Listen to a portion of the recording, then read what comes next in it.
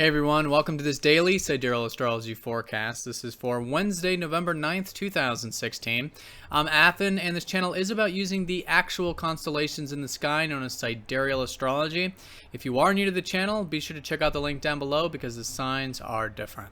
Alright, so today we are still in the first quarter phase, which means still a good time to initiate things in our life, to take some steps again, maybe in regards to some new beginnings from last week.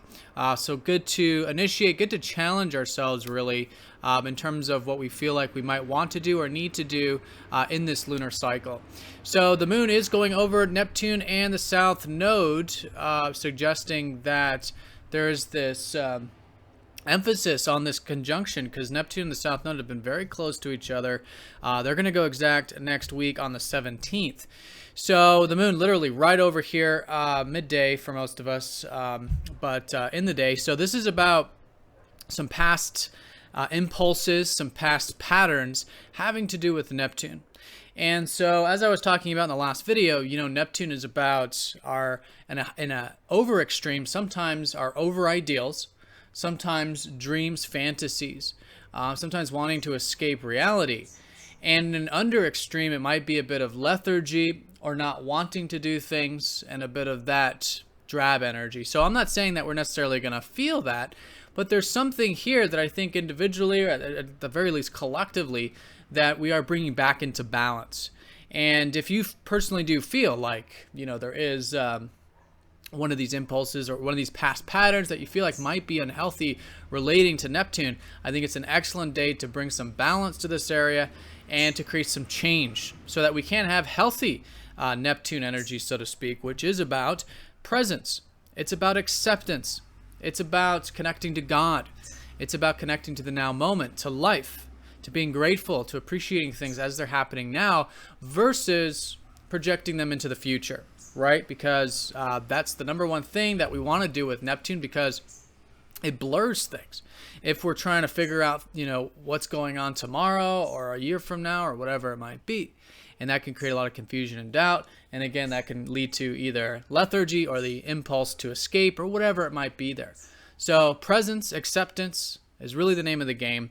And I think today's an excellent day to make some changes there and to bring some balance to this area of life. Now, this is all happening in Aquarius, which is signifying obviously the ideals too, but it's also saying that there might be this past sense of individualism or sense of freedom and wanting to be who we truly are. And of course, that's something that we all need. It's very important for us to have healthy individuality, healthy freedom in our life. But if you do feel any extremes with that, or not enough of that, you know, not enough of being who we truly are and expressing who we are into the world, and giving and contributing to something larger than ourselves, then maybe there's just some questions to ask as well. But all in all, I think today is a great day to find the balance with progressiveness, individuality, and freedom. So this is in relation to the sun, who has been going into Libra. This is about the focus right now on balance in our life. I think it's an excellent time to see where how our life is balanced, or whether it's balanced or not. In other words, if there's an area or something in it, you know, in the external sense, so to speak, or even internally, that is out of balance, I think it's a really good time for these next few weeks to bring some balance back to our lives, to ourselves, and maybe even too with relationships. You know, Libra is often associated with this.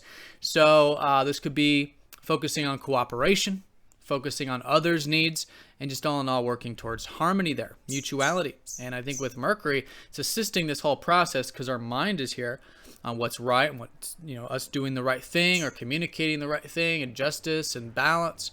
And so that can certainly assist with that as well. And I do want to mention with the whole relationship thing, you know, Venus has recently gone over that galactic center these past couple days.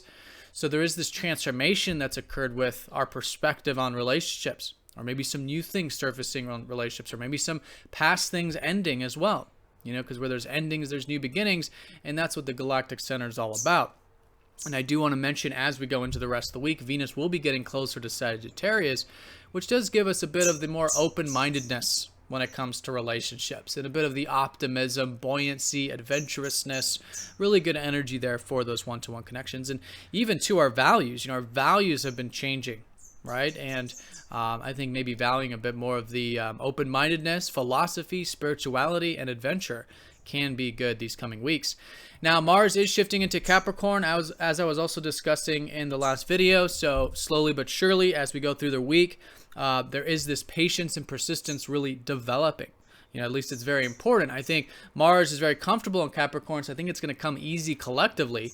But I think asking ourselves, where can we see things in a big picture sense, in the long road, right? Patience, persistence, perseverance. These are really good qualities to develop as Mars makes his way into Capricorn, because of course Mars is about getting things done, doing things, and our desires.